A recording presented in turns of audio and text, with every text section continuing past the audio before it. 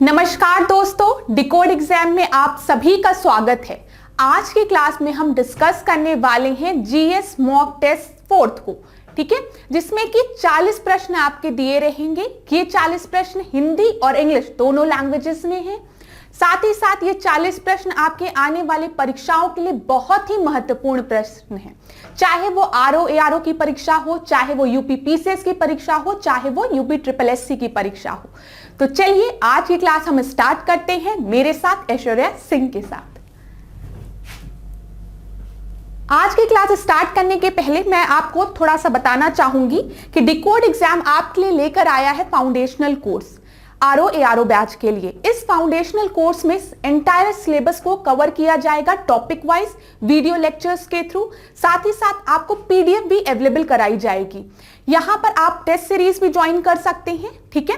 Test series के साथ ही साथ आपको टेलीग्राम ग्रुप पे भी ज्वाइन करा दिया जाएगा। अगर कोई भी डाउट आपको होता है या फिर आप किसी भी तरीके का डिस्कशन चाहते हैं सब्जेक्ट से रिलेटेड, तो आप टेलीग्राम ग्रुप पर डिस्कस भी कर सकते हैं।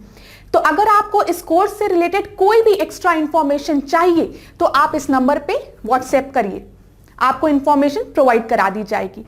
तो चलिए आज की क्लास स्टार्ट करते हैं पहले प्रश्न के साथ। पहला प्रश्न आपको स्क्रीन पर दिख रहा होगा। पहला प्रश्न है, बहुत ही आसान प्रश्न है, ध्यान से देखिएगा। केंद्रीय कृषि रत्न महिला संस्थान कहां स्थित है? सेंट्रल कल्चरल विमेन इंस्टीट्यूट कहां पर लोकेटेड है? पहला ऑप्शन आपको दिया गया है फरीदाबाद, दूसरा आपको दिया गया मखदूम, तीसरा भुवनेश्वर और आखिरी आपको बैरकपुर दिया गया है। तो यहां पे जो सही उत्तर है वो क्या है? भुवनेश्वर। अब मैंने आपसे एक चीज डिस्कस की थी, मैं आपका टेस्ट लेना चाहती हूं। आप मुझे कमेंट बॉक्स में बताइए कि मुक्तेश्वर टेम्पल कहां पर है। ये चीज मैंने आपको जीएस मॉक टेस्ट जो पहले हुए हैं उसमें बताया है, तो कमेंट में बताइए मुक्तेश्वर टेम्पल कहां पर है, ठीक है। अगला प्रश्न आप देखिए, दूसरा प्रश्न, निम्नलिखित में कहवा से संबंधित क्या सही है? करेक्ट स्टेटमेंट पूछा गया है आपका कि कहवा से रिलेटेड कौन सा स्टेटमेंट यहां पर सही दिया गया है। पहला आपको दिया गया है इसे 200 से 270 डिग्री औसत वार्षिक तापमान चाहिए होता है, ठीक है। तो इसे 200 to 270 degree average annual temperature की रिक्वायरमेंट होती है। फिर दूसरा आपको दिया गया, भारत में 2 प्रकार के कहवा की खेती की जाती है, कृषि की जाती है। और आखिरी आपको दिया गया है, कहवा की खेती दक्षिण भारत के पर्वतीय टालों तक ही सीमित है, ठीक है। तो यहां पे आपसे पूछा गया है करेक्ट क्या है, तो मैं आपको बता दूं, दूसरा और तीसरा जो है वो करेक्ट है, पहला आपका गलत है। तो यहां पे आपका स्टेटमेंट बी सही हो जाएगा, ऑप्शन।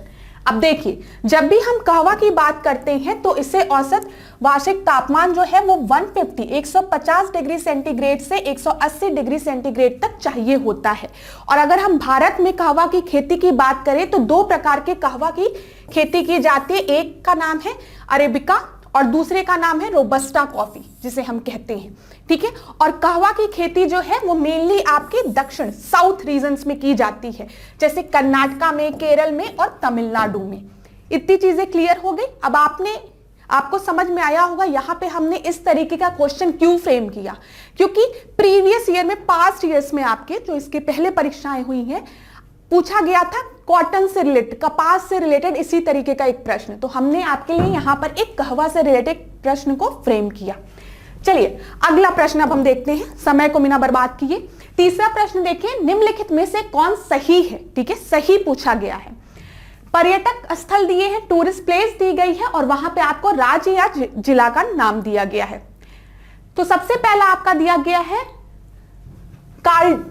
कालडी, ठीक है, और लिखा है तमिलनाडु। फिर आपको दिया गया तंजावुर, लिखा है केरल। फिर आपको तीसरा दिया गया है सनकसिया, जो कि आपको फर्रुखाबाद दिया गया है। और आखिरी आपको दिया गया है पलिताना, जो कि गांधीनगर दिया गया है। तो मैं आपको बता दूं, यहां पे जो सही उत्तर आपका है वो ये है, सनकसिया जो है वो फर्रुखाबाद में ही है, उत्तर प्रदेश में, ठीक है। सी आपका सही है। अब यहां पर देखिए, कालडी की जब हम बात करेंगे तो वो कहां पर है? केरल में है, ठीक है। तंजावुर की हम बात करेंगे तो तमिलनाडु में है। सनकसिया की अगर हम बात करेंगे तो फर्रुखाबाद में है। और पलिताना की हम बात करेंगे तो वो भावनगर गुजरात में है, ना कि गांधीनगर में है। अगला प्रश्न देखिए आप लोग। अगला प्रश्न है उत्तरी गोलार्ध का सबसे छोटा महाद्वीप कौन सा है? ठीक है, which is the smallest continent in the northern hemisphere. Northern hemisphere की बात की गई है, आप समझने की कोशिश करिएगा। ये ग्लोब है तो ये आपका नॉर्दर्न हेमिस्फीयर हो गया और इधर आपका सदर्न हेमिस्फीयर हो गया। तो नॉर्दर्न हेमिस्फीयर में सबसे छोटा कॉन्टिनेंट क्या है, ये प्रश्न पूछा है और ये बहुत ही आसान प्रश्न है। पहला आपको ऑस्ट्रेलिया दिया है, अरे भाई ऑस्ट्रेलिया तो आपका सदर्न हेमिस्फीयर में है तो होगा ही नहीं। फिर आपका आर्कटिक दिया गया है, फिर आपको यूरोप दिया गया है, फिर आपको अफ्रीका दिया गया है। तो यहां पे जो सही उत्तर है वो क्या है? सी, यूरोप।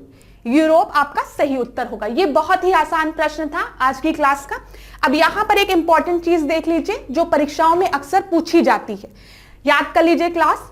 ये रहा यूरोप, ये रहा अफ्रीका, और यूरोप और अफ्रीका के बीच में कौन सा स्ट्रेट है? Straight of Gibraltar. ठीक है, और स्ट्रेट ऑफ जिब्राल्टर किसको किसको अलग कर रहा है? यूरोप को अफ्रीका से। और किसको किसको कनेक्ट कर रहा है? अटलांटिक ओशियन को मेडिटेरियन सी से। याद रखेंगे, डायरेक्ट प्रश्न बनता है, एक बार ध्यान से देख लीजिए। मैंने जानबूझ के ये पॉइंट यहां पर रखा है मैप के थ्रू ताकि आपके दिमाग में बैठ जाए। आप क्या याद रखोगे? स्ट्रेट ऑफ जिब्राल्टर जो है वो यूरोप को अफ्रीका से अलग करता है और जोड़ता किसको किसको है? अटलांटिक ओशन को मेडिटेरियन सी से। ठीक है, इतनी चीजें क्लियर हो गई। नेक्स्ट देखते हैं, अगला प्रश्न देखिए। निम्नलिखित में कौन सही है? करेक्ट पूछा गया है। ठीक है, सबसे पहले आपको दिया गया हेथी, हैथी दिया गया है। ठीक है, और हैथी के आगे लिखा है पोर्ट ओ प्रिंस। दिखा क्लास यहां पर? ठीक है, चलिए। फिर आपको दिया गया है निकारागुआ और किंगस्टन दिया गया है वहां पर।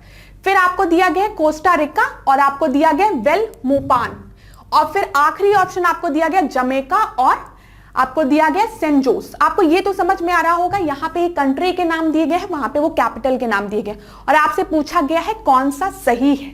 तो यहां पे आपका सही है ए। ठीक है, ए आपका सही है। परीक्षा में इस तरीके के प्रश्न कई बार बनते हैं। अब हम इसको फिगर के थ्रू समझाते हैं ताकि आपको याद रहे और लोकेशन भी याद रहे। ठीक है, ये आपको क्या दिख रहा है? कैरेबियन सी दिख रहा है आपको, ये कैरेबियन सी। ठीक है, वेरी गुड। अब इधर आप देखिए, यहां पे ये फिगर आपको दिख रहा होगा, यहां पर आपका है साउथ अमेरिका और उधर है नॉर्थ अमेरिका। तो हम उन दोनों के बीच का रीजन ले रहे हैं जहां पे आपका कैरेबियन सी है।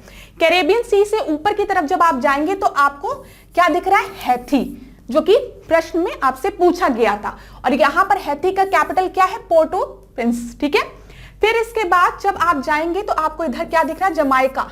जमाइका का कैपिटल क्या है? किंगस्टन। दिखा आपको? अब इधर आइए, इधर आपका क्या है? निकारागुआ। ठीक है, और यहां पे आपका इसका कैपिटल क्या है? मनागुआ। दिख रहा है क्लास? ठीक है, यहां पे कोस्टा रिका दिया गया है, कोस्टा रिका के आगे आपको सेंट जोस दिया गया है। इतनी चीजें क्लियर हुई। हम जानबूझ के मैप के थ्रू आपको चीजें दिखा रहे हैं ताकि आपके दिमाग में चीजें बैठ जाए। प्रश्न यहां से बनते हैं और आगे बनेंगे भी, मैं बता दूं। तो मैंने आपको क्या क्या दिखाया? यहाँ पे कैरेबियन सी दिखाया, यहाँ पे हैती दिखाया, जमाइका दिखाया, निकारागुआ दिखाया और कोस्टा रिका दिखाया। ठीक है, इधर एक चीज और देख लीजिए, ये आपको पनामा कनाल दिख रहा है ना? ठीक है, पनामा कनाल। इतनी चीजें क्लियर हो गई। चलिए अगला प्रश्न हम देखते हैं। अगला प्रश्न देखिए, येलोस्टोन नेशनल पार्क कहां स्थित है? ठीक है, येलोस्टोन नेशनल पार्क की लोकेशन पूछा गया है। यूरोप, रशिया, ऑस्ट्रेलिया या फिर यूएसए। तो इसका सही उत्तर जो है वो है डी, यूएसए। यूएसए इसका सही उत्तर है। अब देखिए लोकल विंड। कुछ टॉपिक ऐसे होते हैं जिनसे हर बार प्रश्न बनते हैं, चाहे वो यूपीपीसीएस की परीक्षा हो, चाहे वो आरओ एआरओ की परीक्षा हो। जैसे ट्राइब्स, ट्राइब से, जनजाति से प्रश्न बनेंगे ही बनेंगे। वर्ल्ड की जनजातियां पूछ लेंगे या फिर भारत की जनजातियों से रिलेटेड प्रश्न बन जाएंगे। विंड, लोकल विंड से प्रश्न बनते ही बनते हैं, हर साल बनते हैं, बनेंगे भी। ठीक है, माउंटेन रेंज, माउंटेन रेंज, यहां से भी प्रश्न बनते हैं, पीक से प्रश्न बनते हैं, स्ट्रेट से, जल संधियों से प्रश्न बनते हैं। तो आप बिल्कुल भी चिंता मत करिएगा, हम लोग हर लेक्चर में कुछ ना कुछ इंपॉर्टेंट टॉपिक को कवर करते हुए चलेंगे और मेरी पूरी कोशिश रहेगी कि सारा टॉपिक मैं एक साथ आपको कवर ना कराऊं ताकि आपको कंफ्यूजन होने लगेगी। तो टॉपिक्स को हम बांट लेंगे, ठीक है, ताकि आपको याद भी होता चले, चीजें होती चले, ठीक है। अब यहां पर देखिए आप लोग, सूची 1 दी गई है, सूची 2 दिया गया है। अभी तक तो बहुत बच्चों ने आंसर भी दे लिया होगा, मेरी बातों पे ध्यान ना देके उनका ध्यान इस पे रहा होगा कि जल्दी से इसको सॉल्व कर ले, और बहुत अच्छी चीज है। जिसने भी ये काम किया ना कि मैम की बातों को 1 मिनट साइड में रखो, जो बोलिए जल्दी से हम अपना आंसर मार्क कर ले, तो वो भी अच्छी चीज है। चलिए यहां पर देखिए, स्थानीय पवनें दी गई हैं, लोकल विंड्स दिया गया है और उधर आपको देश के नाम दिए गए हैं और आपसे पूछा गया है क्या सही है। तो अगर हम शामल की बात करें, ठीक है, तो शामल आपका कहां का है बताइए, इराक का। देखिए इराक का, ठीक है। अगर हम सिमोन की बात करें, सिमोन की, तो वो आपका कहां का है, सहारा एंड अरेबियन डेजर्ट, ठीक है। फिर अगर हम मिस्ट्रल की बात करें तो ये कहां का है, फ्रांस का है, सी का 1, और बुरान आपका बचा है, ये कहां का है, रशिया का है, ठीक है। तो अब आप देखिए, पहला 2, सॉरी ये आपका पहला है, पहले का 2, ठीक है, हाँ 2, फिर उसके बाद सिमोन का आपका 4 हो गया, ठीक है, ये मिल गया, और फिर मिस्ट्रल, फ्रांस और बुरान, ठीक है। बी आपका जो है वो सही उत्तर है। चीजें क्लियर हो गई। अब हम आगे देखते हैं। अब यहां पर देखिए, कुछ लोकल विंड्स के नाम दिए गए हैं, जगह के नाम दिए गए हैं, ठीक है। ध्यान से इसको पढ़िए, प्रश्न यहां से बनेगा, प्लीज स्क्रीनशॉट ले लीजिएगा। वीडियो को पॉज करिए, स्क्रीनशॉट ले लीजिए, और अगर अभी तक आपने अपनी नोटबुक में ये पॉइंट्स नहीं इंक्लूड किए हैं तो मैं आपको सजेस्ट करूंगी इन पॉइंट्स को जरूर इंक्लूड कर लीजिए। आरओ, एआरओ, यूपीपीसीएस सब जगह यहां से प्रश्न बनते ही बनते हैं, ठीक है। तो अब देखिएगा यहां पे चिनूक की जब हम बात करेंगे, चिनूक को स्नो ईटर भी कहा जाता है, ठीक है। ये मेनली आपके रॉकी माउंटेन्स में चलती है। अब ये रॉकी माउंटेन्स आपके किस कॉन्टिनेंट में है, अगर आप देखेंगे तो नॉर्थ अमेरिका में, ठीक है, नॉर्थ अमेरिका में। लिखने का मन करे तो लिख लीजिए साइड में क्लास। उसके बाद जब हम फोहेन की बात करेंगे तो ये आल्प्स पर्वत, ठीक है। खमसिन की बात करेंगे तो इजिप्ट, ठीक है। सिरोको की बात करेंगे तो सहारा। फिर आपको सोलानो की बात करेंगे हम, सहारा टू इबेरियन पेनिनसुला। फिर हम अगर हर्मिल्टन की बात करेंगे तो वेस्ट अफ्रीका, बोरा जो है वो इटली उधर। फिर उसके बाद अगर हम मिस्ट्रल की बात करेंगे तो फ्रांस आल्प रेंज जो है वहां पर। फिर अगर हम पुनास की बात करेंगे तो western side of Andes mountain. Blizzard की बात करेंगे तो ये टुंड्रा रीजन, टुंड्रा रीजन पता है ना कौन सा रीजन होता है, अगर ये ग्लोब है, ये देखिए ग्लोब, तो इधर ऊपर साइड में आपके टुंड्रा रीजन होते हैं, ठीक है, जहां पे बहुत ज्यादा ठंड पड़ती है।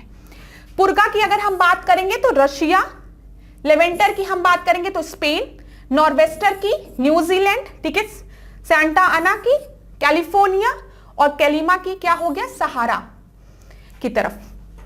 तो देखिए क्लास, ये पूरा आपको दिया गया है, इसका स्क्रीनशॉट लीजिए, एक जगह नोट कर लीजिए, 10-12 बार पढ़िए, रोज एक एक बार पढ़िए, याद हो जाएगा, और प्रश्न बनते हैं, ठीक है। अगला प्रश्न अब हम देखते हैं। अगला प्रश्न देखिए, 8वां प्रश्न, निम्नलिखित में से कौन संसद सदस्यों का सामूहिक विशेषाधिकार नहीं है, अंडरलाइन करिए, नहीं है पूछा है आपसे, ठीक है। कलेक्टिव प्रिविलेज, इन सब में से कौन सा नहीं है पार्लियामेंट के मेंबर्स के लिए, यह पूछा गया है प्रश्न।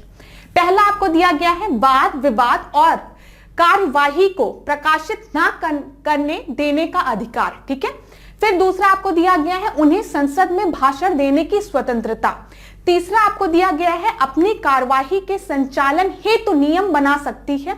और आखिरी आपको दिया गया संसद की कार्यवाही की जांच करने हेतु अदालतों पर रोक, ठीक है। अब मेरी बात आप ध्यान से सुनिएगा, जब भी हम बात करते हैं प्रिविलेजेस की, ठीक है, विशेषाधिकार की, तो जो पार्लियामेंट के मेंबर्स हैं उनको 105वें अनुच्छेद में, आर्टिकल में प्रिविलेजेस के बारे में बताया गया है। और प्रिविलेजेस भी आपको 2 तरीके के दिए गए हैं, ठीक है। एक आपको दिया गया है सामूहिक विशेषाधिकार, ठीक है, कलेक्टिव प्रिविलेजेस, और या एक आपको दिया गया इंडिविजुअल प्रिविलेजेस, जैसे एक इंडिविजुअल को जो प्रिविलेज मिलता है उसकी बात, ठीक है। अगर वो मेंबर ऑफ पार्लियामेंट है तो उसको क्या प्रिविलेज मिल रहा है उसकी बात की गई है। अब यहां पे जो ऑप्शन दिए गए हैं उसमें ये जो बी है वो आपका सही है, freedom of speech in parliament. Freedom of speech in parliament जो है ये इंडिविजुअल प्रिविलेज है, समझ में आ रहा है, ये आपका इंडिविजुअल प्रिविलेज है। अब यहां पर देखिए क्या लिखा है, संसद में भाषण देने की स्वतंत्रता का उपयोग सदस्य व्यक्तिगत विशेषाधिकार के रूप में करता है, ठीक है। इंडिविजुअल प्रिविलेज है ये आपका, ना कि कलेक्टिव प्रिविलेज है, ना कि सामूहिक विशेषाधिकार है। चीजें क्लियर हो गई होंगी। और अगर आपसे पूछेगा कौन सा आर्टिकल है तो आप 105वें आर्टिकल को याद रखेंगे। अगला प्रश्न हम देखते हैं, बहुत आसान प्रश्न, मुझे पता है आप में से किसी भी बच्चे का यह प्रश्न नहीं गलत होगा, लेकिन इस आसान प्रश्न के साथ हमने कई इंपॉर्टेंट इंफॉर्मेशन को भी साथ में रखा है जहां से हर साल प्रश्न बनते हैं। तो मेरी पूरी कोशिश रहती है कि अगर मैं आपको एक प्रश्न कराऊं तो उससे रिलेटेड मैं आपको कई फैक्ट्स रिवाइज करा दूं, ठीक है, ताकि आपको ये ना लगे कि जितना भी 1 घंटे मैंने ऐश्वर्या मैम का लेक्चर देखा तो उसमें मैंने खाली 40 प्रश्न कवर किए।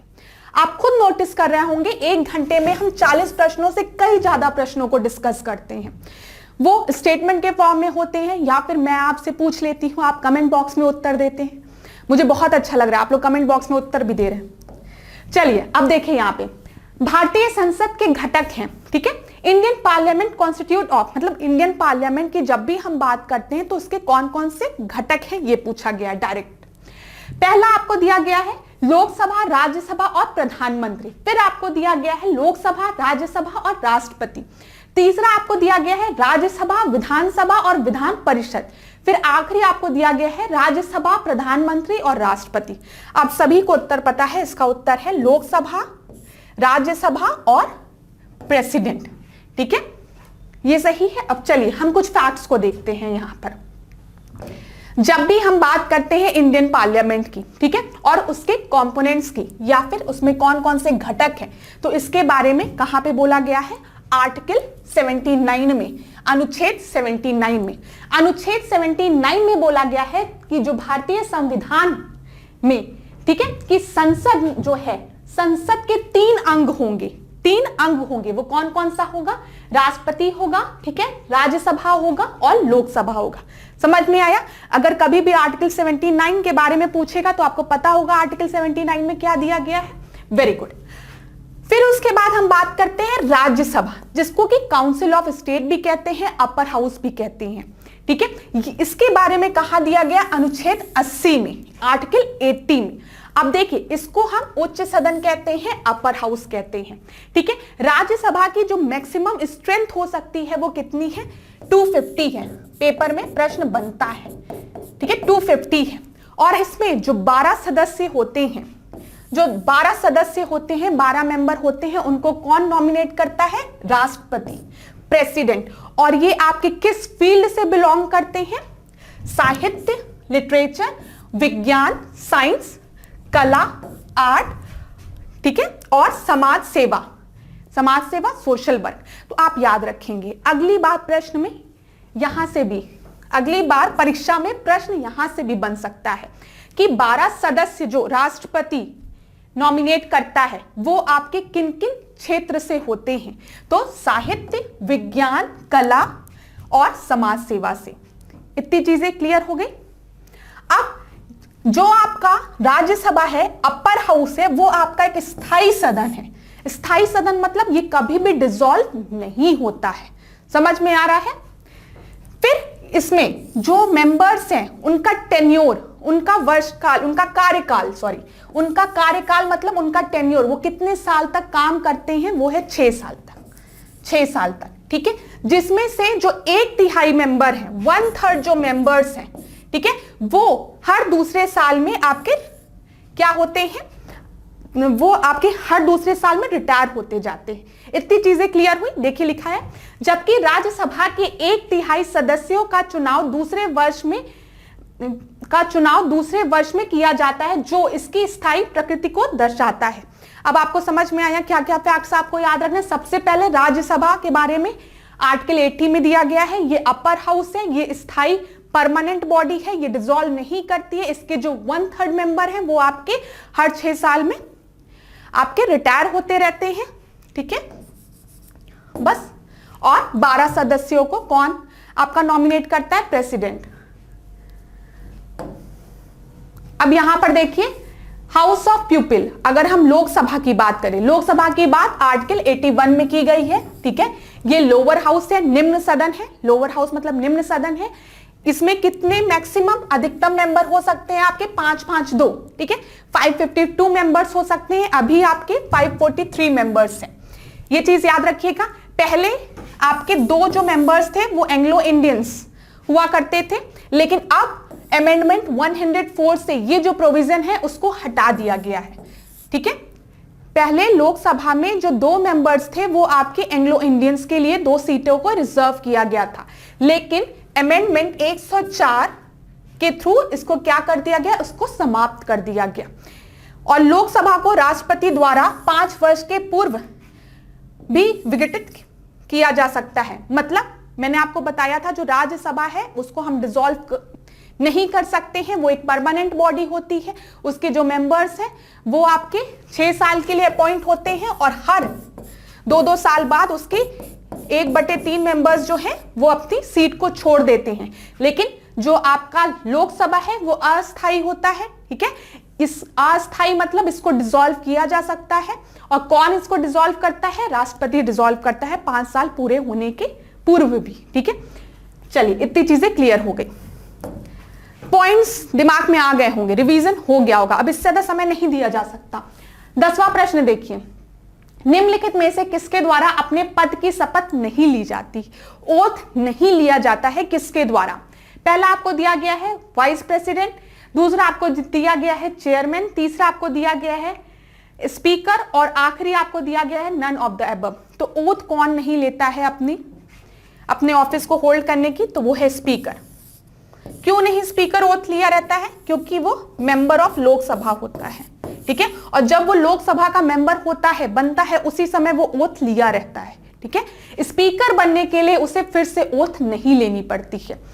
जब हम राज्यसभा के चेयरमैन की बात करते हैं, अपर हाउस की जब हम बात करते हैं, राज्यसभा के चेयरमैन की बात करते हैं, तो राज्यसभा का जो चेयरमैन है वो कौन है? वाइस प्रेसिडेंट है। ये भी चीज आप याद रखेंगे। अब अगला प्रश्न हम देखते हैं। अगला प्रश्न आप देखिए, यहां पर राज्य दिया गया है, वहां पे लोकसभा सीटें दी गई हैं। इधर वेस्ट बंगाल, तेलंगाना, हरियाणा, राजस्थान, उधर लोकसभा की सीटें दी गई हैं और आपसे पूछा गया है। अगर हम इसको सुमेलित करें तो वेस्ट बंगाल में आपकी 42 सीटें हैं, तो ए का सेकंड 2 जगह दिया गया है, ठीक है। फिर उसके बाद राजस्थान की अगर हम बात करें, राजस्थान में 25 सीटें हैं, तो डी का फर्स्ट भी 2 जगह दिया गया है। वेरी गुड, मतलब क्वेश्चन को डिफिकल्ट बना दिया गया है। फिर हम बात करते हैं तेलंगाना का, तेलंगाना में 17 सीटें हैं, ठीक है। तो अब हम देखते हैं बी का थर्ड, ये रहा। और हरियाणा में कितनी सीटें हैं? 10 सीटें हैं, तो ए आपका सही उत्तर हो जाएगा। यहां पर देखिए हरियाणा में कितनी लोकसभा सीटें हैं? 10 हैं, राजस्थान में 25 हैं, तेलंगाना में 17 है, पश्चिम बंगाल में 42 है। अब आप मुझे बताइए प्लीज कमेंट बॉक्स में कि उत्तर प्रदेश में कितनी लोकसभा सीटें हैं और कितनी राज्यसभा सीटें। और आपको पता है इस प्रश्न को मैं क्यों पूछ रही हूं? क्योंकि पूरी संभावना है ये प्रश्न आपका आने वाले परीक्षा में पूछा जा सकता है, तो इसका उत्तर जरूर दीजिएगा क्लास। अगला प्रश्न अब हम देखते हैं, संविधान के किस अनुच्छेद में संघ की कार्यपालिका शक्तियां राष्ट्रपति में निहित है? ठीक है, under which article of the constitution the executive power of the union are vested in the president। पहला आपको दिया गया है अनुच्छेद 50, फिर 51 दिया गया है, 52 दिया गया और 53 दिया गया। बहुत ही आसान प्रश्न है, एग्जीक्यूटिव पावर की बात की गई है, तो ये आपका कहां मेंशन है? आर्टिकल 53 में। डी आपका सही उत्तर है। देखिए सबसे पहले आर्टिकल 50 में भारत के राष्ट्रपति के बारे में बोला गया, भारत का एक राष्ट्रपति होगा, ठीक है। 50 में देखिए एक 50, अच्छा ये बताइए जो आर्टिकल 50 लिखा है वो किसका हिस्सा है? अब आप मुझे ये बताइएगा, आर्टिकल 50 जो यहां पे दिया गया है, ठीक है, वो आपका किसका पार्ट है? ऑप्शन में आपको दे देती हूं, फंडामेंटल राइट का, डीपीएसपी का। वैसे आसान प्रश्न है ये, आप लोगों को पता होगा। अब आप मुझे बताइए, डीपीएसपी का डायरेक्टिव प्रिंसिपल का पार्ट है कि फंडामेंटल राइट का? कमेंट बॉक्स में बता दो, बहुत ही आसान प्रश्न है। जब हम 53 आर्टिकल की बात करते हैं तो इसमें बोला गया है संघ की कार्यपालिका शक्ति राष्ट्रपति में निहित है। एग्जीक्यूटिव पावर किसके पास होगी? राष्ट्रपति के पास होगी। इतनी चीजें क्लियर हो गई। चलिए अगला प्रश्न देखिए।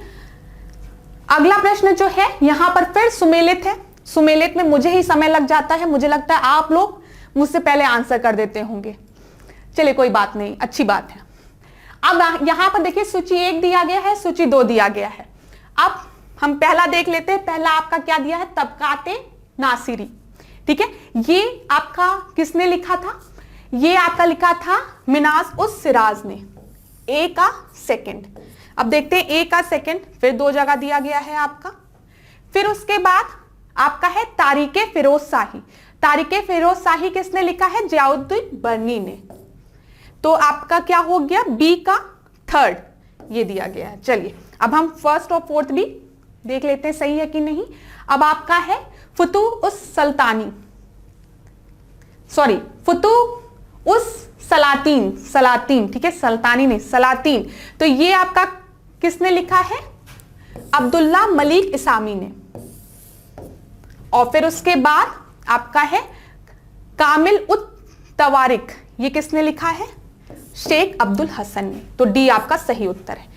अगर आपने इसका सही उत्तर बताया है तो बहुत अच्छी बात है। देखिए कामिल उत तवारिक जो है वो शेख अब्दुल हसन ने लिखा है, इसको याद रखिएगा आप लोग। यहां से तो पहले भी प्रश्न बने हैं कि तबकाते नासिरी किसने लिखा है?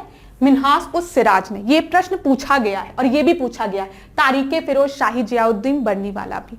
अब यहां पे इस पॉइंट को भी आप एक जगह नोट डाउन कर लीजिए। अगला प्रश्न हम देखते हैं, निम्नलिखित में से कौन मोहम्मद गौरी का दास नहीं था? ठीक है, who among the following was not a slave of Mohammad Ghori? पहला आपको दिया गया यल्दूज, दूसरा आपको दिया गया कुबाचा, तीसरा आपको दिया गया ऐबक और आखिरी आपको दिया गया है मसूद शाह। तो यहां पे जो सही उत्तर है वो आपका है मसूद शाह, ठीक है। वो मोहम्मद गौरी का दास नहीं था, स्लेव नहीं था। अब यहां पर देखिए मोहम्मद गौरी के 3 प्रमुख विश्वास पात्र दास जो थे उनका नाम क्या था? ताजुद्दीन, यल्दूज, ठीक है, यहां पे देखें नसीरुद्दीन कुबाचा और कुतुबुद्दीन ऐबक। ये नाम आप याद रखिएगा, याद रखिएगा। ताजुद्दीन, यल्दूज, ठीक है, नसीरुद्दीन कुबाचा और कुतुबुद्दीन ऐबक।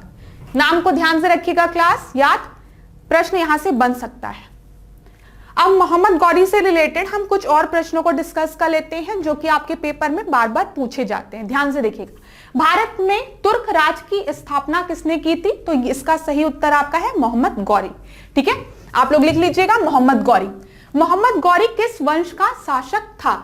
यह पूछा गया। अब यहां पर आप लिख लीजिए सनस बानी। कहीं कहीं ये आपका लिखा रहता है, शाह पे बिंदी लग जाती है।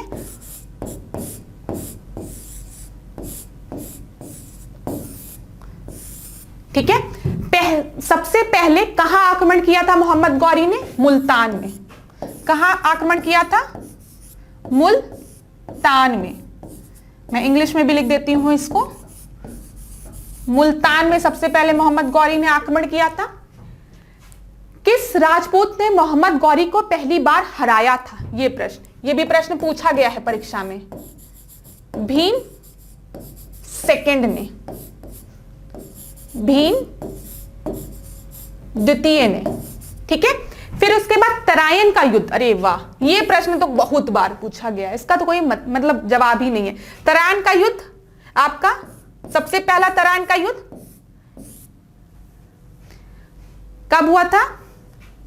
1191 में। किसके किसके बीच में? मोहम्मद गौरी और पृथ्वीराज चौहान के बीच में। जो पहला तराइन का युद्ध था उसमें पृथ्वीराज चौहान ने मोहम्मद गौरी को हरा दिया था। फिर माना जाता है जो 1192 में जो तराइन का युद्ध हुआ था उसमें पृथ्वीराज चौहान को पराजित कर दिया था मोहम्मद गौरी ने।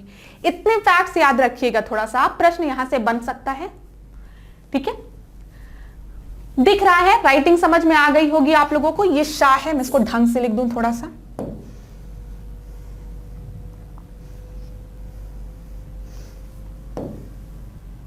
देखिए अब ठीक है, ये ना है। अगला प्रश्न अब हम देखते हैं। ये देखिए, ये क्या है, बहुत आसान प्रश्न है ये। सिरपुर का लक्ष्मण मंदिर कहां स्थित है, कहां पे इसकी लोकेशन है पूछा गया है। मध्य प्रदेश, उड़ीसा, महाराष्ट्र या फिर छत्तीसगढ़। तो लक्ष्मण टेम्पल जो सिरपुर में है वो आपका है छत्तीसगढ़ में,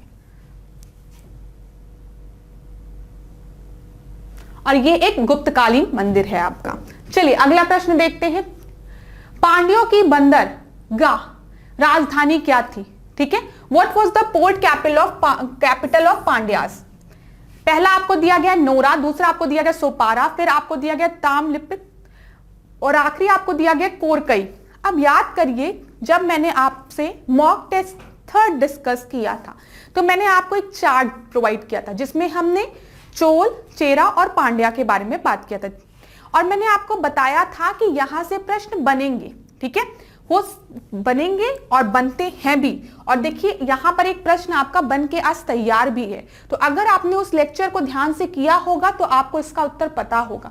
जब हम पोर्ट कैपिटल की बात कर रहे हैं पांड्या की, तो वहां पे आपका सही उत्तर है कोरकई। कोरकई। अब देखिए यहां पर क्लास, एक मिनट, ठीक है, हाँ, अब यहां पर देखिए यही चार्ट मैंने आपको प्रोवाइड किया था मॉक टेस्ट 3 में, इसीलिए एक भी मॉक टेस्ट आप लोग मत छोड़िए। अभी तक हमने 3 मॉक टेस्ट कंप्लीट किए हैं जिसमें कि 40 प्रश्नों को डिस्कस किया है। आज मॉक टेस्ट 4 है, तो अगर आपने अभी तक ये 3 मॉक टेस्ट नहीं देखे हैं तो जल्दी से जाइए ये 3 मॉक टेस्ट भी देखिए। स्पीड तेज कर लेना, ऐसा नहीं है नॉर्मल स्पीड में सुनने की जरूरत नहीं है, स्पीड तेज कर लेना अगर मन करेगा तो जल्दी जल्दी। और जो भी प्रश्न आपको लगे नए हैं, आपको उत्तर नहीं पता, उसका स्क्रीनशॉट ले लेना। पढ़ने का सबसे आसान तरीका, स्मार्ट तरीका। चलो अब यहां पर देखो, जब हम चेर की बात कर रहे हैं तो मैंने आपको बताया था इनका एम्बलम क्या होता है। ठीक है, तो वो आपका धनुष होता है, चोल का टाइगर, ठीक है, और पांड्या का आपका फिश। यहां पर देखो यही प्रश्न आपसे पूछा गया था। कोरकई जो है वो कोस्टल कैपिटल है, जिसको कि वहां पर पोर्ट कैपिटल लिखा हुआ है, कोस्टल कैपिटल देखिए लिखा हुआ है। और कोरकई जो है वो किसके लिए फेमस है? मोतियों के लिए। अब पांड्य की जब हम बात करते हैं तो यहां पे इनका जो कैपिटल था, इनलैंड कैपिटल, वो आपका मदुरई था। और अगर आपको थोड़ा सा भी याद होगा तो मदुरई में ही आपका पहला और थर्ड जो संगम हुआ है वो मदुरई में हुआ है। ये भी फैक्ट एक जगह नोट करिएगा क्लास, यहां से प्रश्न बनेगा, इसको स्क्रीनशॉट ले लो। ये मत सोचो कि हिंदी में नहीं लिखा है, ये जो नाम है मदुरई, कोरकई, ये सब आपका यही नाम रहेगा, इसमें हिंदी और इंग्लिश में कुछ बदलने वाला नहीं है। तो इसको तो भाई स्क्रीनशॉट तुम लोग ले लो, प्रश्न यहां से बनेगा। हो सकता है आपको पूछ ले कि इलारा जो है वो किस डायनेस्टी का रूलर था, ऐसे भी प्रश्न बन सकता है आपका। ठीक है, तो आप याद रखेंगे चोल डायनेस्टी का। जो इलार है आपका वो किस डायनेस्टी का रूलर था? चोल डायनेस्टी का। तो ये स्लाइड तो बहुत ही इंपॉर्टेंट है, इसको एक जगह नोट डाउन कर लो जल्दी से। अब अगला प्रश्न हम देखते हैं 17th क्वेश्चन, निम्नलिखित में से कौन गलत है? ठीक है, गलत पूछा गया है। पहला आपको दिया गया है मद्रास हिंदू एसोसिएशन 1893, फिर पूना सेवा सदन 1909, फिर आपको दिया गया सोशल सर्विस सदन, फिर आपको आखिरी दिया गया 1911, और आखिरी आपको दिया गया सेवा समिति 1914। तो इसका सही उत्तर क्या है आपका कि गलत कौन सा है, इनकरेक्ट। तो मद्रास हिंदू एसोसिएशन, ए मद्रास हिंदू एसोसिएशन जो है वो 1893 में नहीं 1892 में, ठीक है, बना है।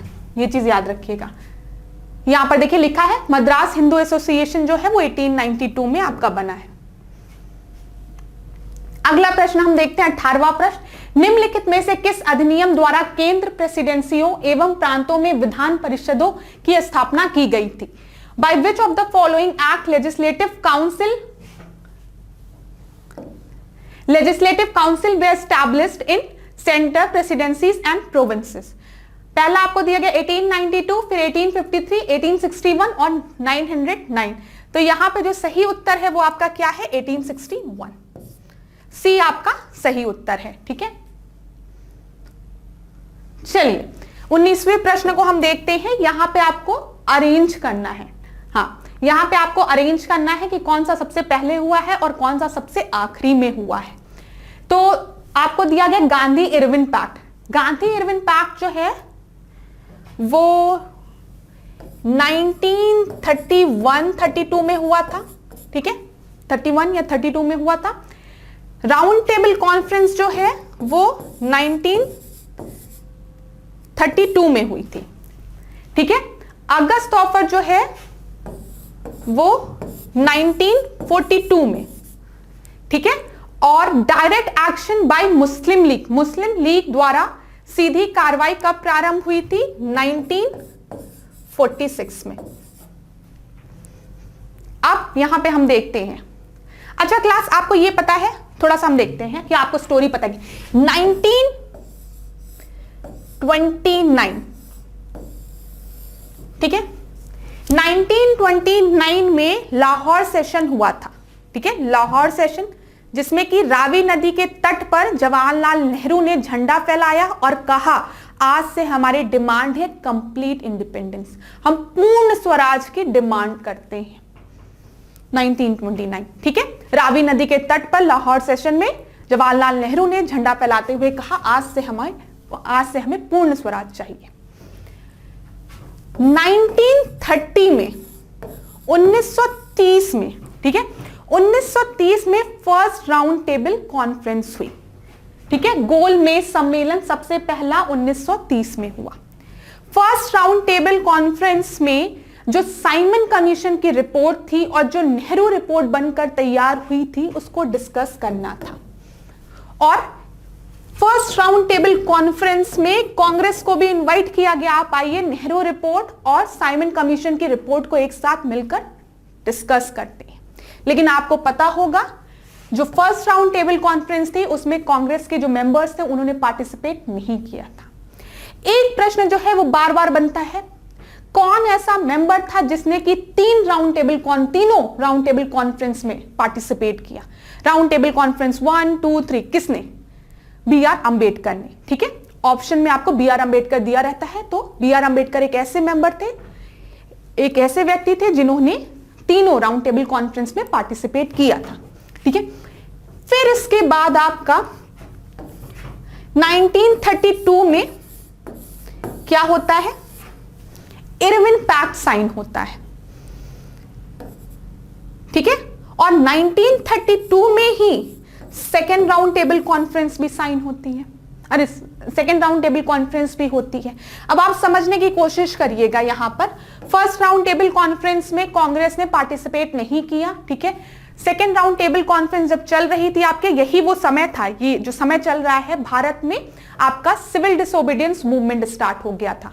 आपने दांडी मार्च के बारे में सुना होगा। ठीक है, दांडी मार्च आपका स्टार्ट हो गया था, सिविल डिसोबीडियंस मूवमेंट स्टार्ट हो गया था।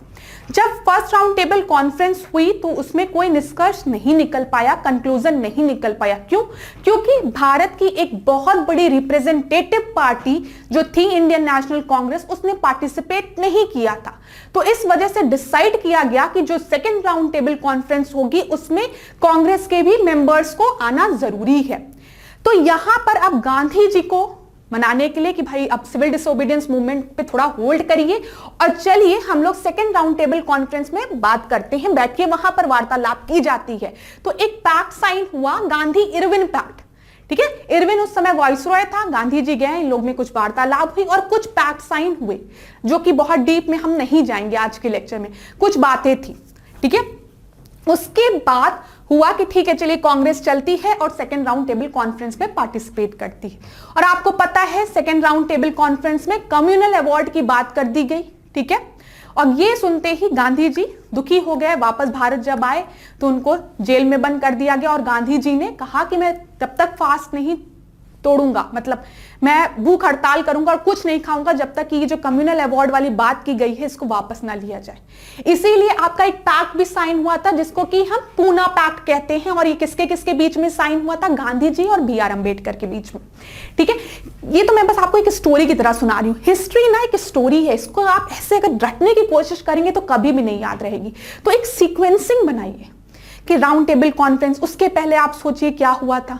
उसके पहले लाहौर सेशन हुआ था, लाहौर सेशन के पहले क्या हुआ था? नेहरू रिपोर्ट की बात की गई थी कि जो भारत के लोग हैं वो खुद अपना एक संविधान बनाएंगे। नेहरू रिपोर्ट आई और इन्होंने कहा कि अगर नेहरू रिपोर्ट आप 1 साल के अंदर नहीं एक्सेप्ट करते हैं तो फिर हम पूर्ण स्वराज की मांग करेंगे।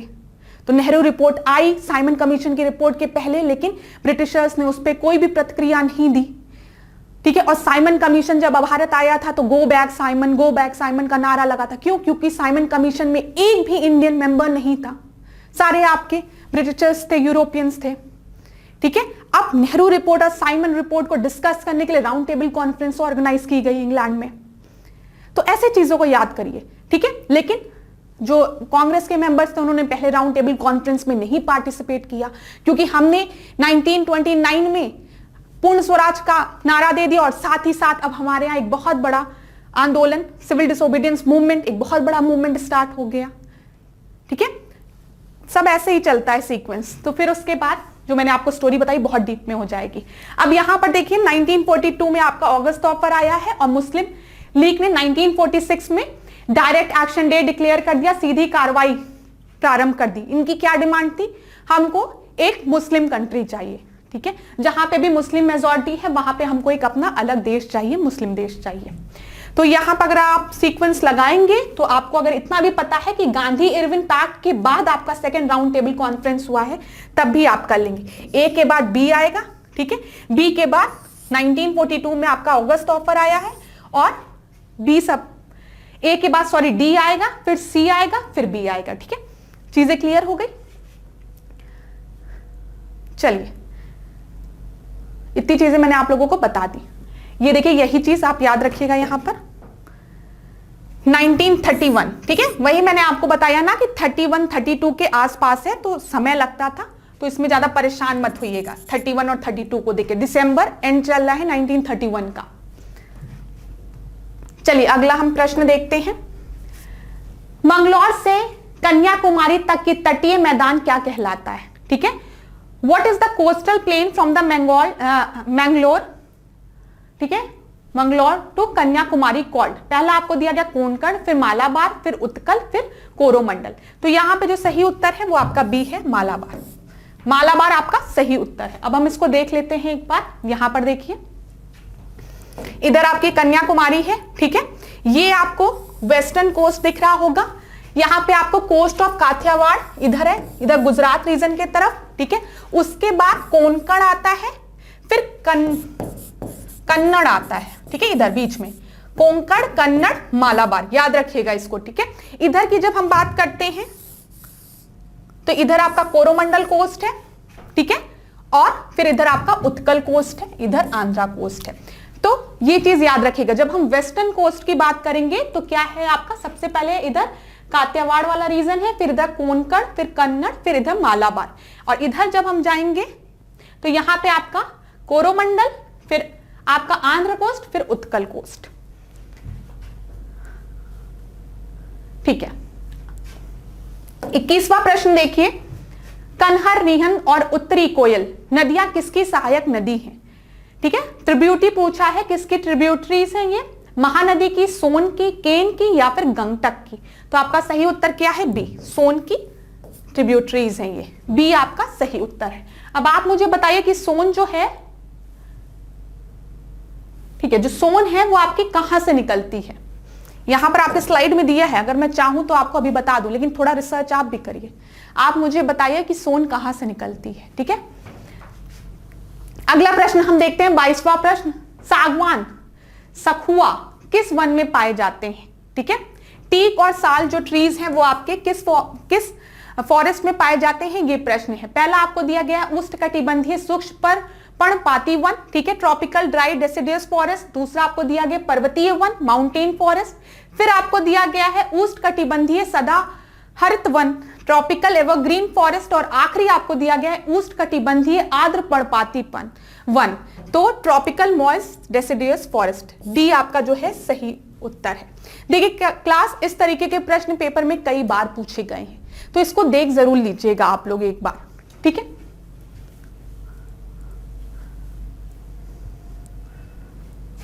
तेईसवां प्रश्न अब हम लोग देखते हैं। 23वें प्रश्न में है प्लेटिपस जंतु कहां पाया जाता है, ठीक है। प्लेटिपस जंतु जो है वो कहां पाया जाता है। पहला ऑप्शन आपको जापान दिया है, फिर रशिया दिया है, फिर ऑस्ट्रेलिया दिया है, और आखिरी आपको फिलीपींस दिया है। तो यहां पे जो सही उत्तर है वो सी है। ऑस्ट्रेलिया में प्लेटिपस जंतु आपके पाए जाते हैं, ठीक है। सी आपका सही उत्तर है। थोड़ी इसकी व्याख्या देख लेते हैं हम लोग। जो प्लेटिपस है ऑस्ट्रेलिया का विचित्र जंतु है जो दौड़ता है, जमीन में सुरंग बनाता है तथा पानी में तैरता भी है। यह अंडे भी देता है, इसलिए यह पशु और पक्षी दोनों श्रेणी में आता है, ठीक है, याद रखिएगा। अगला प्रश्न हम देखते हैं। कैंटरबरी का मैदान कहां स्थित है, ठीक है, लोकेशन पूछा है। द प्लेन ऑफ कैंटरबरी कहां पे लोकेटेड है। पहला ऑप्शन आपको दिया गया है क्यूबा, फिर लाओस दिया गया है, मंगोलिया दिया गया है, और आखिरी न्यूजीलैंड दिया गया है। ये प्रश्न आपका पूछा गया है परीक्षा में, तो New Zealand, the plain of Canterbury is located in New Zealand, ठीक है। अगला प्रश्न हम देखते हैं, जल्दी जल्दी। अगला प्रश्न देखिए, पूर्वोत्तर भारत में मीठे पानी की सबसे बड़ी झील कौन सी है, ठीक है। Which is the largest fresh water lake in the north west India. इस चीज को ध्यान में रखिएगा। अगर आपने ये चीज नहीं देखा, पूर्वोत्तर भारत की बात की है, तो फिर आप हो सकता है गलत उत्तर दे। पहला ऑप्शन आपको दिया गया है देबर, फिर आपको दिया गया उमियान, फिर चिल्का, और आखिरी आपको दिया गया है लोकटक लेक। तो यहां पे जो सही उत्तर है वो क्या है, लोकटक लेक, ठीक है। लोकटक लेक को हम लोग फ्लोटिंग लेक भी कहते हैं, अगर आपको थोड़ा सा भी पता होगा। इसको तैरती द्वीपीय झील भी कहा जाता है। ये आपका कहां पर है, ये मणिपुर में है, ठीक है। और आप मुझे बताइए largest fresh water lake Bharat में कौन सा है, कौन सा लार्जेस्ट मीठी झील है। अगर हम पूरे भारत की बात करें, ठीक है, अगर हम खाली पूर्वोत्तर भारत की ना बात करें, हम पूरे भारत की बात करें, तब इसका उत्तर क्या होगा लार्जेस्ट फ्रेश वाटर लेक का। कमेंट बॉक्स में आंसर जरूर करिएगा। अगला प्रश्न देखिए क्लास, अब हम 26वें प्रश्न को देखते हैं। निम्नलिखित में से कौन तापमान, प्यास और खाने की इच्छा को नियंत्रित करता है। Which of the following control the temperature, thirst and urge of eating? पहला ऑप्शन आपको दिया गया है हाइपोथैलेमस, फिर थैलेमस, फिर आपको सेरिब्रम दिया गया, और आखिरी आपको मज्जा दिया गया है, मेडुला दिया गया है। इसका जो सही उत्तर है वो है ए, हाइपोथैलेमस, ठीक है। टेम्परेचर, प्यास, खाने, भूख, ये सब कौन कंट्रोल करता है, हाइपोथैलेमस। अब देखिए ब्रेन की अगर हम बात करें, ये ब्रेन है आपका, ठीक है। ब्रेन में जो इधर का पार्ट है, जो फ्रंट पार्ट है, वो आपका सेरिब्रम होता है, ठीक है। इधर आपका सेरिबेलियम होता है, दिख रहा है आपको, ठीक है। थैलेमस आपको दिखेगा इधर है, और हाइपोथैलेमस इधर, ठीक है। और पिट्यूटरी ग्लैंड इधर आपकी छोटे सी होती है, पिट्यूटरी ग्लैंड। अब जब हम सेरिब्रम की बात करते हैं, तो ब्रेन का सोचना, समझना, किसी चीज को याद रखना, रीजनिंग करना, ठीक है, ये सब आपका सेरिब्रम से रिलेटेड होता है। अगर सेरिब्रम में कोई दिक्कत आ गई तो इंसान भूलने लगता है चीजों को, रीजनिंग नहीं कर पाता है, ठीक है, वो सोच नहीं पाता है, समझ नहीं पाता है। सोचने समझने की क्षमता जो है वो आपका सेरिब्रम उसके लिए रिस्पॉन्सिबल होता है। जब हम सेरिबेलियम की बात करते हैं, सेरिबेलियम की, जो कि आपको दिख रहा है पीछे की तरफ है सेरिबेलियम, इधर की तरफ, तो सेरिबेलियम जो है वो बॉडी के पॉइस्चर को मेंटेन रखता है। ऐसे सीधे खड़े होना है सेरिबेलियम, ठीक है। अगर आप सेरिबेलियम में कोई दिक्कत है तो आपका हाथ ऐसे से कांपेगा, जिसको कि पार्किंसन डिजीज कहते हैं, ठीक है, अगर यहां पर कोई दिक्कत होती है। इसीलिए जब भी इंसान अल्कोहल पीता है, ठीक है, जब भी वो अल्कोहल पीता है, शराब पीता है, तो सबसे पहले कहां पे अल्कोहल स्ट्राइक करती है, सेरिबेलियम में। इसीलिए वो ऐसे लड़खड़ा के चलता है, याद रखिएगा क्लास, ठीक है। अब यहां पर आपका एक चीज और याद रखिए आप, मैंने आपको बता दिया हाइपोथैलेमस के बारे में बता दिया, सेरिबेलियम के बारे में बता दिया, और सेरिब्रम के बारे में बता दिया, ठीक है। यहां पर देखिए मेडुला है, मेडुला ऑब्लंगाटा, ठीक है। यहां पे मेडुला, ये जो है वो इधर की तरफ, मतलब ब्रेन आपका ये है इधर, मेडुला ऑब्लंगाटा होता है, ये आपके घोटने की, मतलब आप किस तरीके से घोट रहे हैं, अगर यहाँ पे कोई दिक्कत होती है तो इंसान को वॉमिटिंग फील हो सकती है, उल्टी सी लग सकती है। ठीक है, तो ये चीज याद रखिएगा, हो सकता है पेपर में प्रश्न यहां से भी बन जाए, किसी और पार्ट का फंक्शन पूछ ले। उसका उत्तर मैंने आपको दे दिया। जो हाइपोथैलेमस है वो तापमान, प्यास और खाने की इच्छा को नियंत्रित करता है। अब अगला प्रश्न आप देखिए यहां पर, which of the following gland secrete a hormone call melatonin.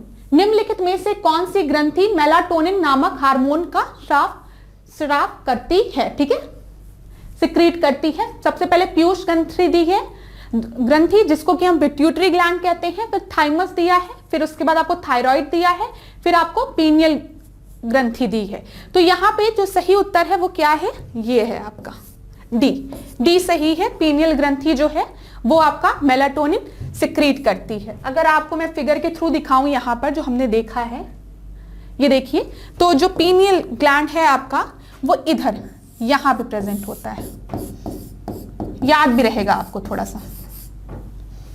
ठीक है, चलिए, हाँ, अब देखिए जो मेलाटोनिन है आपका हार्मोन, ये ना आपके सोने के लिए रिस्पॉन्सिबल होता है। लोग कहते हैं कि लाइट बंद करके सो, नींद अच्छी आएगी। क्यों? जब डार्कनेस होती है ना, तो जो आपका पीनियल ग्लैंड है वो मेलाटोनिन हार्मोन रिलीज करता है, जिसके वजह से इंसान को नींद अच्छी आती है। इसलिए बोला जाता है अंधेरा कर दो, अंधेरे में नींद ज्यादा अच्छी आएगी। ठीक है, तो यहां पर आप थोड़ा पढ़ेंगे अगर, तो लिखा है मेलाटोनिन नामक हार्मोन, ठीक है, कौन आपका किस ग्लैंड से आपका सिक्रीट होता है, पीनियल ग्लैंड से, ठीक है, ग्रंथि से। शरीर का लयबद्ध चक्र में मेलाटोनिन द्वारा नियंत्रित होता है। लयबद्ध जो चक्र है वो मेलाटोनिन द्वारा नियंत्रित होता है। उदाहरण जैसे सामान्य नींद और जागने का जो चक्र है मैंने आपको बताया, इसीलिए बोला जाता है कि लाइट बंद करो, मेलाटोनिन हार्मोन सिक्रीट होगा, नींद अच्छी आएगी। मेलाटोनिन हार्मोन कौन सिक्रीट करेगा, पीनियल ग्लैंड सिक्रीट करेगा। ठीक है, शरीर के तापमान को भी मेंटेन करता है। ठीक है, साथ ही साथ मासिक धर्म को भी आपका रेगुलेट करता है। तो ये पूरा आपका उसके लिए रिस्पॉन्सिबल है, ये चीज याद रखिएगा। चलिए, अब अगला प्रश्न हम देखते हैं। सूची 1 और सूची 2 से सुमेलित कीजिए। सूची 1 दिया गया है, सूची 2 दिया गया है, T3 T4, ठीक है, फिर एपिनेफ्रिन दिया गया है, फिर अतिगल ग्रंथि दिया गया है, हाइपरथायरॉयडिज्म दिया गया है। तो अगर हम इसको मिलाएं तो जैसे अगर आपको पता है T4 जो है वो थायरॉक्सिन है, ठीक है, तो बी का सेकंड देखिए यहां सी में दिया गया है। एकदम मुझे तो ये पता था कि बी का जो है T4 की जब हम बात करते हैं तो हम थायरॉक्सिन की बात करते हैं, तो वहां से मैंने उत्तर लगा लिया। अब जो T3 है वो आपका किस चीज से रिलेटेड है, देखिए ट्राइडोथॉक्सिन थायरॉक्सिन से। ठीक है, जब हम बात करते हैं T4 की तो थायरॉक्सिन हो गया आपका, ठीक है। फिर एपिनेफ्रिन जो है वो आपका किस चीज से रिलेटेड है, एड्रेनालाइन से। और फिर हाइपरथायरॉयडिज्म जो है वो आपका एक्सोफाइथैलमियोगोइटर, ठीक है। इतनी चीजें क्लियर हो गई। चलिए, अब अगला प्रश्न हम देखते हैं। निम्नलिखित में से कौन सूक्ष्म पोषक नहीं है? Which of the following is not a micronutrient? कौन सा माइक्रोन्यूट्रिएंट नहीं है? पहला आपको मैग्नीज दिया गया है, फिर आपको दिया गया है मोलिडेनम दिया गया है, फिर आपको जिंक दिया गया है और आखिरी आपको कार्बन दिया गया। तो माइक्रोन्यूट्रिएंट में आपका कार्बन नहीं आता है। अगर हम माइक्रोन्यूट्रिएंट्स की बात करें तो इसमें आपका आता है आयरन। एक मिनट क्लास, यहां पे ध्यान से देखिए। अगर हम सूक्ष्म पोषक तत्व की बात करें तो ये कम मात्रा में पाए जाते हैं, सूक्ष्म मात्रा में, कम मात्रा में पाए जाते हैं। इसमें आपका iron, boron, chlorine, manganese, zinc, copper, molybdenum और निकेल सूक्ष्म पोषक तत्व होते हैं जो पौधों के विकास के लिए आवश्यक होते हैं। अगला प्रश्न हम देखते हैं। अगला प्रश्न देखिए क्लास, राइबोसोम किससे बने होते हैं? आरएनए डीएनए से, आरएनए प्रोटीन से, कि आरएनए लिपिड से, कि आरएनए प्रोटीन से। ठीक है, तो यहां पर आपका सही उत्तर है जो राइबोसोम्स होते हैं वो आपके आरएनए और प्रोटीन से मिलकर बने होते हैं। चलिए, नेचुरल गैस जो होती है, जो प्राकृतिक गैस होती है, वो प्राकृतिक गैस मुख्य रूप से बनी होती है? ब्यूटेन से, मीथेन से, इथेन से या फिर प्रोपेन से? तो यहां पर आपका सही उत्तर क्या है? मीथेन से। बी आपका सही उत्तर है। यहां पे हम एक दो चीजें और फैक्ट्स डिस्कस कर ले जो पेपर में पूछता है। एलपीजी के बारे में पूछता है और सीएनजी के बारे में पूछता है। जब हम एलपीजी की बात करते हैं तो लिक्विफाइड पेट्रोलियम गैस, जब हम सीएनजी की बात करते हैं तो कॉम्प्रेस्ड नेचुरल गैस। एलपीजी के कंपोजिशन में आपका ब्यूटेन और प्रोपेन होता है, ध्यान दीजिएगा, ब्यूटेन और प्रोपेन होता है,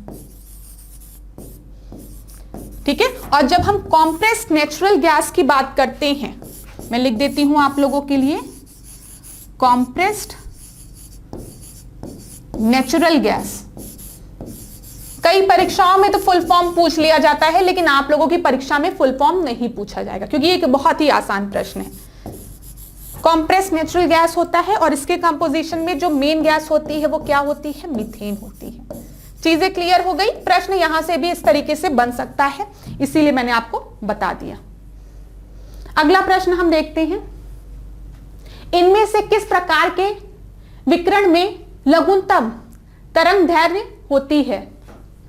वेवलेंथ की बात की गई है और पूछा गया है किस रेडिएशन में शॉर्टेस्ट वेवलेंथ होती है।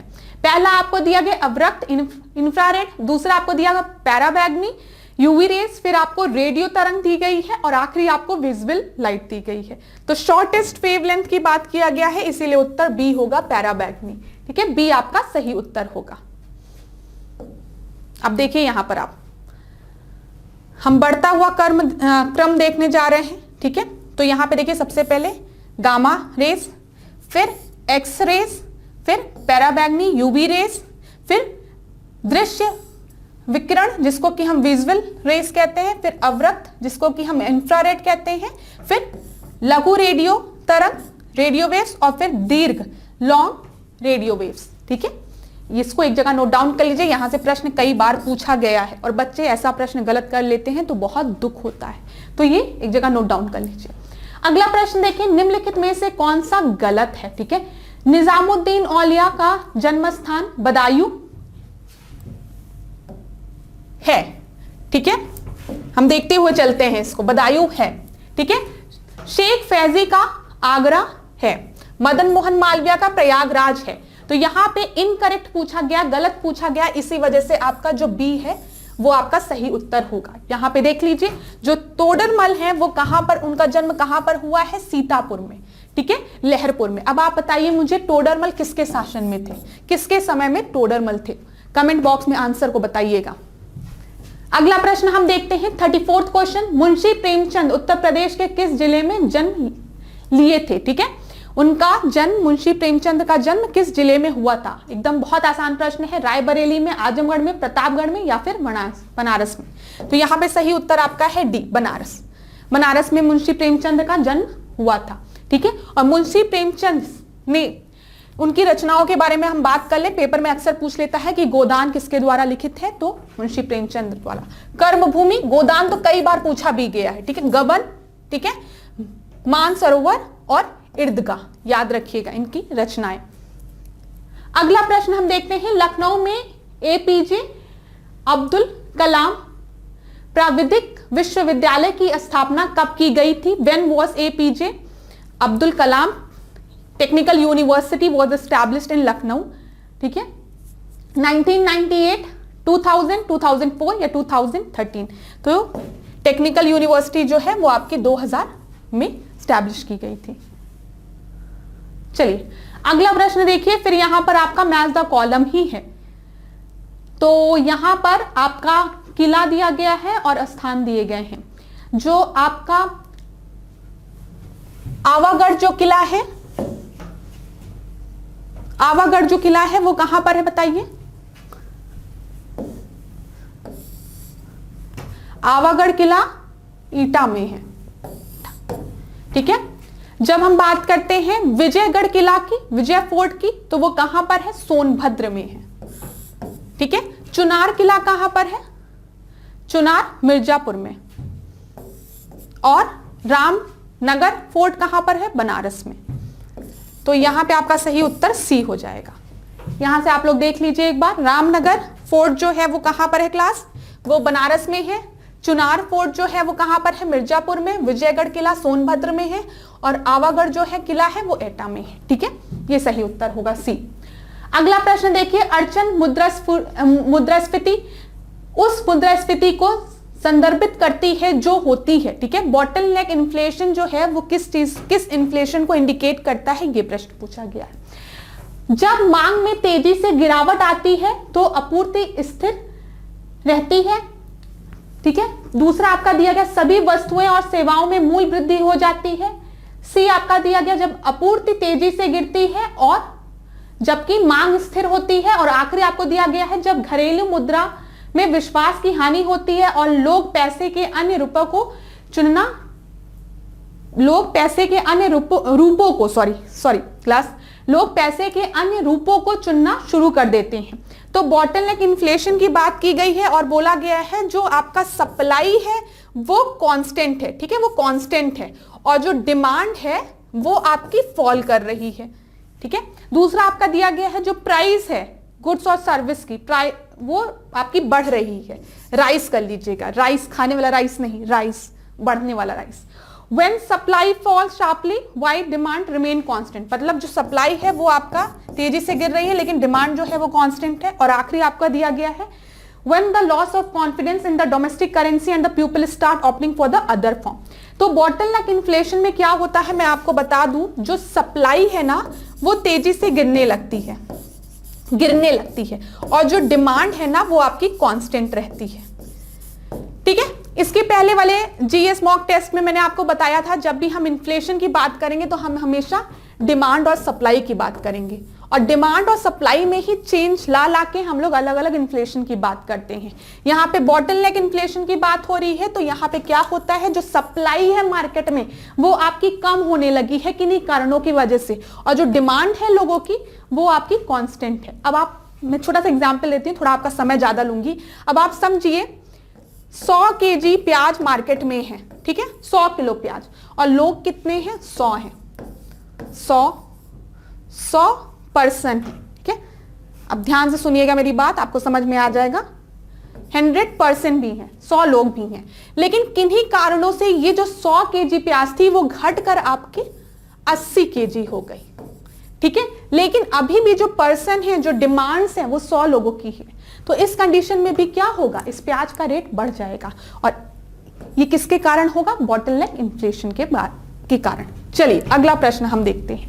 अगला प्रश्न देखिए, आप यहां पे देख भी लीजिए एक बार। जब आपूर्ति में भारी रूप से कमी आ जाती है जबकि मांग स्थिर रहती है। ठीक है, सप्लाई में आपकी कमी आ जाती है लेकिन जो डिमांड है वो अभी तक सेम रहती है, तो उसको हम बॉटलनेक इन्फ्लेशन कहते हैं। अब यहां पे देखिए शू लेदर कॉस्ट जो है वो किस चीज से रिलेटेड है, पूछा गया है आपसे। थोक मूल्य सूचकांक से, होलसेल प्राइस इंडेक्स से, मुद्रा का अवमूलन डेप्रिसिएशन ऑफ करेंसी से, अर्थव्यवस्था की वसूली या फिर मुद्रास्फीति से, इन्फ्लेशन से। तो ये जो शू लेदर कॉस्ट है ये आपका रिलेटेड है इन्फ्लेशन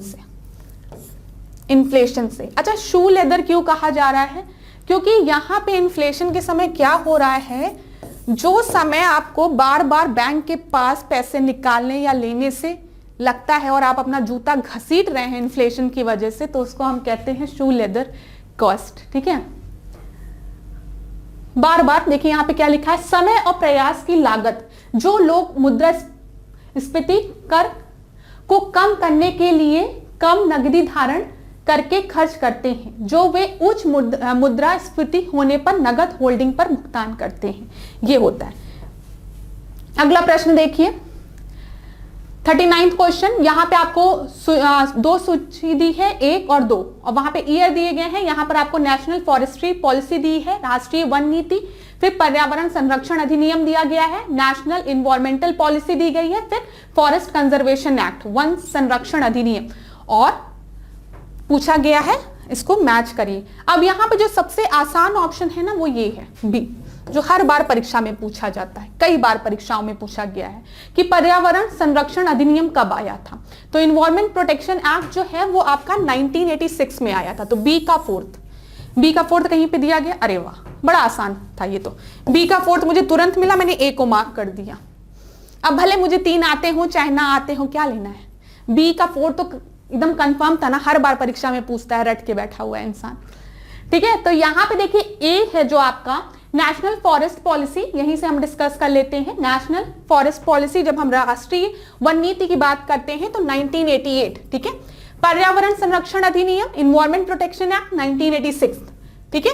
राष्ट्रीय पर्यावरण नीति 2006 और वन संरक्षण अधिनियम 1980, ठीक है। याद रखिएगा, इसी तरीके से आपसे पूछता है, मैं बता रही हूं, यहां पे लिखिए wild life protection act, wild life protection act, protection act लिखिएगा क्लास।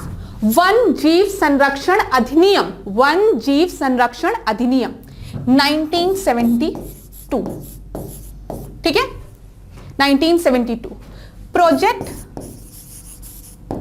टाइगर, प्रोजेक्ट टाइगर लिखिए, प्रश्न बनता है 1973, प्रोजेक्ट टाइगर 1973। यहां पे आपको पर्यावरण संरक्षण अधिनियम बता दिया गया। एक और लिखिए जैव विविधता अधिनियम, बायोडायवर्सिटी एक्ट, जैव विविधता अधिनियम, बायोडायवर्सिटी एक्ट, ये कब, 2002 में। इतनी चीजें आपने लिखी। चलिए अगला प्रश्न अब हम देखते हैं। निम्नलिखित में से सर्वाधिक दशीय वृद्धि दर वाला राज्य कौन सा है? Which of the following is the state with the highest decadal growth rate? ठीक है, यहां पर आपको बिहार, मणिपुर, अरुणाचल प्रदेश और जम्मू कश्मीर दिया है। तो यहां पर देखिए, यहां पर आपका सही उत्तर क्या है, अरुणाचल प्रदेश। ठीक है, यहां पे जो 4 ऑप्शन दिए हैं इसमें अरुणाचल प्रदेश दिया रहेगा। लेकिन अगर हम डिकेडल की ग्रोथ की बात करेंगे और ऑप्शन में आपको मेघालय दे दिया गया तो आप मेघालय को सही मानेंगे। यहां पे ऑप्शन में आपको मेघालय नहीं दिया गया था, इस वजह से हमने अरुणाचल प्रदेश को माना। लेकिन ऐसे आप याद रखेंगे, सबसे ज्यादा डिकेडल ग्रोथ मेघालय में है, फिर उसके बाद आपका अरुणाचल प्रदेश, फिर बिहार, फिर मणिपुर। ठीक है, तो आज की क्लास के लिए ये 40 प्रश्न हमने डिस्कस किए। क्लास बताइएगा जरूर आपको क्लास कैसी लगी। ठीक है, और अगले मॉक टेस्ट में हम मिलेंगे आपसे फिर से। जो भी प्रश्न आपसे पूछे गए हैं उसका उत्तर कमेंट बॉक्स में जरूर दीजिए। आपको क्लास अच्छी लगी हो तो उसको लाइक और शेयर भी जरूर करिएगा। धन्यवाद।